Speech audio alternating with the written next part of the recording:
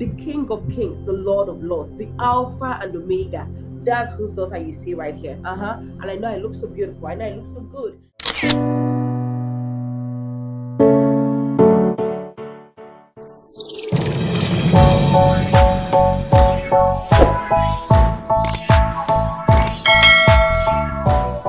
Hello, everyone. Good morning, good afternoon, good evening. Wherever you are watching me this moment, it's Uchenna Miracle Kelechi, and on my channel, I film about faith, lifestyle, and relationship.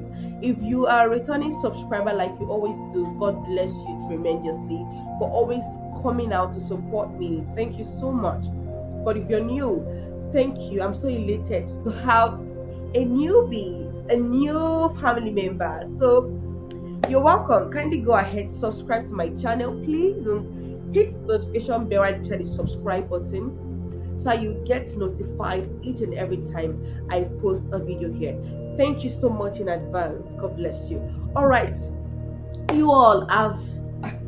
It's been a minute. How have you all been? I hope you all have been doing well. Your families, businesses, work, everything is going on well. I hope we're all doing great. All right. Okay. I haven't been feeling too well. You can tell from the tone of my voice. I have been under the weather for a couple of weeks now, and you can see the beautiful, lovely face is reacting to something. But I'm grateful. It's not still as bad as it was. It's getting better. I'll be good. I'll be fine. Thank you so much. Okay. Yes, and I know I look good. I look beautiful. Just say that to me. Great. All right, you all. Thank you so much for coming back. Okay. Let's just dive right in, just like you can see on the title. I'll be discussing on the essence, the importance, the necessity of behaving like royalty. Now, this is a word or term, royalty, I often use, and I don't use it subconsciously. I am always conscious each and every time I put it out there. Most times I put it out there like hashtag queen, hashtag royalty. Yes. Guess what? Want to know why I use the term often? I'm going to tell you. If I dive right into what we have for today, I use the term often because guess who I am? A daughter of God, the creator of the whole universe, the ancient of days, the I am that I am, the ruler of the world, the most sovereign king, the King of Kings, the Lord of Lords, the Alpha and Omega. That's whose daughter you see right here. And I know I look so beautiful. I know I look so good. Yes, so this is me. This is the typical reason why I always call myself royalty. I don't just call it. I am royalty. I am a daughter of a king. The king up there, the creator of every human, every plant, everything beautiful we see here, we enjoy here on earth. He right there, the King of Kings, is whose daughter I am. So typically, naturally, I am royalty, and so are you. So now what's royalty? According to the Merriam-Webster dictionary, it simply implies sovereign power, authority, that a person has. Yes, royalty transcends beyond. When you're looking at royalty from the religious perspective or from the spiritual perspective, it transcends beyond having a crown on your head and then your royalty. It goes beyond that. As royalty, how do you act? How do you behave? How do you dress? How do you relate with people out there? Your neighbors, your siblings, your friends, everyone. Do you treat them with so much love and kindness? It's not always easy, yes, but as a child of God, how do you relate to your fellow human beings? Is your life or your Christian life questionable?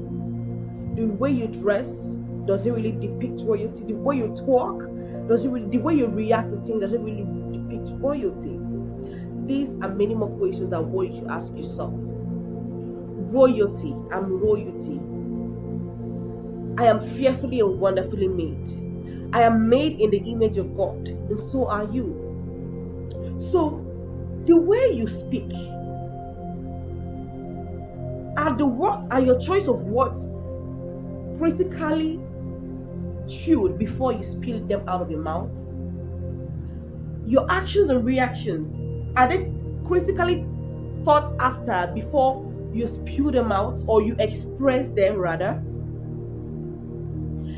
I'm not trying to put it out here that you ought to be perfect, or no, no, no, no human being is perfect. But as a child of God, you have to score yourself as a believer, as a Christian,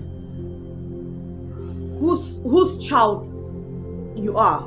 You know what you carry in your blood? You carry a royal blood. So your dispositions in life should depict royalty, should depict decency. Do you dress as a prostitute and expect to be respected while walking by the road or by the street? You don't go outside looking naked and expect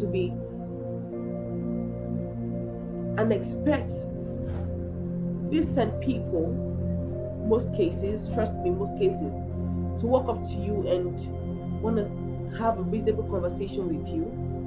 I mean, it can happen, but rare times. I mean, the chances are really, really little. I want to put it out there. This statement, dress the way you want to be addressed, may sound as cliche, but it's so meaningful. It's the truth, it's the fact. How do you dress? How do you talk? Do you know that it's very, very important that you critically, seriously, consciously think before you talk? Chew your words, bite your words before you swallow them or before you spill them out. It's very, very important. Most believers make me question their relationship with God. As they say, you see, most Christians, the way they dress and the way they talk, and most of these people even hold, very sensitive and, hold one post or in one department or the other, serving God. This, like we often hear say, your appearance is not what matters, it's your heart that matters. Yes, we know that.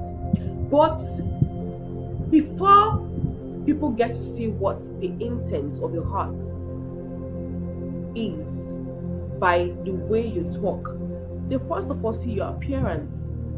And I'm no way judging no one, because most people are ignorant of the fact that decency is the new queen. Decency is the new king. Decency, in all ramification, beats it. In all ramification, esteems you as a person. It makes people treat you with respect. There are countless number of times, due to the way I dress, due to the way I talk, due to the way I behave, I act. People who are far older than me, who are even old enough to be my parents, address me respectfully. In fact, there are several times I have been, commended or complimented due to my manner of approach, the way I do things. I'm not perfect, but trust me when I tell you, I am royalty, and I depict it in every given way and every given sense by the grace of God, and that's to the glory of God. I mean, so one of the essence of behaving like royalty is that you earn the respect of people, old and young. I mean, it's really, really, this one is a yes. By the way you talk, by the way you dress, people can tell if you are someone who should be highly respected. Like, you can't give what you don't have. You can't act like a baby or dress like a prostitute or dress indecently, and you would want to earn the respect from people, maybe by walking, while going by the road, and you're not dressed decently, be male or female. You don't expect reasonable people to talk to you or approach you. And what you get to hear most times is maybe the tout or the thugs on the road call you illicit names, like the words like prostitutes and the likes. You get so, or if you're a man, it's the same thing. It's applicable to men as well. You can't look indecent and expect to be spoken to or addressed or, rapport with in the same like manner someone who is dressed decently. You have to earn it. You have to ensure that you're acting the part. You look the part and you're acting the part. Second reason, or the second essence of behaving as royalty, is that you're opportuned to have access to places, things, or you're just easily favored. I can't count the number of times I have been addressed, and I have been complimented or commended just because of the way I talk or the way I act or the way I behave. I mean, this is now a part of me. I'm not even forming or even trying to fake it. This is who I am, and the way I dress, you can tell. The way I speak, you can tell. The way I act, you can tell. And that's all to the glory of God, anyways. Yes, and the number of people that I have over the years, mostly from the, let me say, middle of last year till this very moment, I'm onward. Okay, the number of people I have now in my corner and I associate myself with are people of like minds and even higher, with higher knowledge, with higher experience, people who are actually on the same track with me. Why am I saying this? And I know what the level at which I'm in right now. I am so grateful to God. It's not by my own part, obviously, but because of I have been able to put myself in a particular, I'm able to put and develop myself in a particular light. People who have the same or who have the same like mind see me and they want to rapport or want to have me in the circle or want to associate with me. It is that way, and I can't count the number of opportunities I have had access to, or the number of persons, amazing human beings and amazing persons or personalities I have had access to, all because of the way I live my life, all because of the path I have chosen to follow, all and develop myself consistently. It's numerous. I can't forget a particular time a young man came to my shop. That was early this year.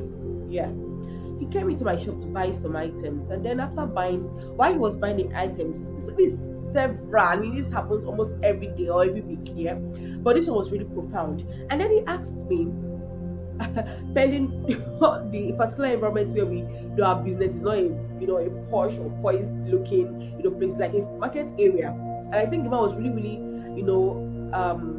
amazed at the way I was attending to him, and he was really strong. My husband was even there at the shop that day, and then he had to pause and ask me, "Madam, which school did you attend? And did you school in Nigeria?" Yes, that was the first question. And then I told him, "No, yeah, yes, I schooled in Nigeria, yes." And he asked me numerous questions, asked me because of how I was attending to him and looking at the environment and all of that. You would think there are no people of this, level of intellect or exposure there. But I was able to break the record by the grace of God, and he was really commended, and he got quite a lot of things from us that day at the shop. And I was really grateful. My husband was there, and I was really happy as why the man was praising me. And so that's it. That's something I've built over the years, and I'm seeing it work for me. Because if I wasn't in that, if I didn't have that same light, if I didn't have, you're hearing from the horse's mouth, if I wasn't in that light, if I hadn't developed myself and act in that light, I wouldn't have gotten the compliments. I wouldn't get the kind of compliments I get from people whenever they come around me or they see my post or anything. You get me? So that's just it. So now the third essence for which you are, the third essence of behaving as royalty is that you're very conscious of your reputation. You're very conscious of how you live your life. I mean, you're very conscious of how you talk. It makes you be constantly cautious of how you react to things. I mean, it's that serious, it's that deep. If you know you have something to lose, you are always going to be very cautious. Let's say, for instance, why driving on the road and with your private car you're driving, and these caravan buses are speeding and trying to drive past you, maybe trying to for lack of a better word, drag the line with you, and you're seeing this man, he has nothing to lose. If he should hit me now, I'll be the one having a dented car, and then nothing will happen because that bus is stronger than iron. Like, if it should bash your car, if it should hit your car, you have to be the one to go to the mechanic, repair all of that, and you lose it because you have to spend money, time, and energy, and all of that thing, and the stress attached to it. But then they could care, like, they might even hit you and run. But when you have something to do, when you know that you wouldn't want to do unnecessary spending, you have to be very, very meticulous. You have to be very, very conscious of how you drive while on the road. you ensure that you're not dragging or you're not trying to. You try as much as possible to avoid or be meticulous of how you drive on the road. This is just a very very simple and straightforward example. Yes. So that's it. When you know you have something to lose, your reputation should be intact every given time. You act the part. I remember when I was in my 400 level, the head of my department then, may still rest in peace, Dr. L.A. Afinoton, asked me one day in the class, in the class, we were having a lecture. When the lecture was ongoing, the man paused and asked, I think some persons in the class the question, and I was one of those who he asked. So I think I can't remember exactly. I hate to exaggerate. I can't remember exactly what he asked me, but I think it was concerning what is that thing you fear to lose most. And as naive I was a little bit then, I just answered, no, I wasn't naive. And when I stood up, I said, my reputation. To date, guess what? One of the very pivotal things I'm scared of losing, or ruining, is my reputation. I do not take my reputation for granted. The way I'm seen outside, me as a brand, by God's grace, I'm a brand. We are getting there. I carry myself with so much prestige and class. There are several times I've been tempted to react to a statement someone made to me, or an ugly character or ugly attitude being displayed towards me.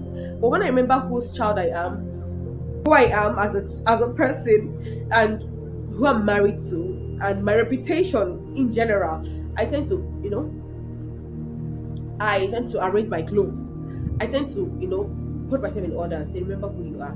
Remember whose daughter you are. You don't act. You don't follow the pigs to roll on the floor. Because if you should roll on the floor with them, they have nothing to lose. Their clothes, they are already dirty. But you're wearing white. Your white will get stained. So I'm very cautious and very, very meticulous about how I always, give up my dispositions or portray to every situation, to every given thing. I'm human. Sometimes I tend to, react in the same like manner. But when I realize myself, I tend to ask God have mercy on me. And mostly what helps me most times is the Holy Spirit. He always directs me, guides me, and puts me in order, controls me. Because I know my temperament and I know who I am. But to the glory of God, God has really been awesome. He has really been helping me. It has been awesome journey. Yeah, so having said all of this, these are the three benefits of behaving as royalty.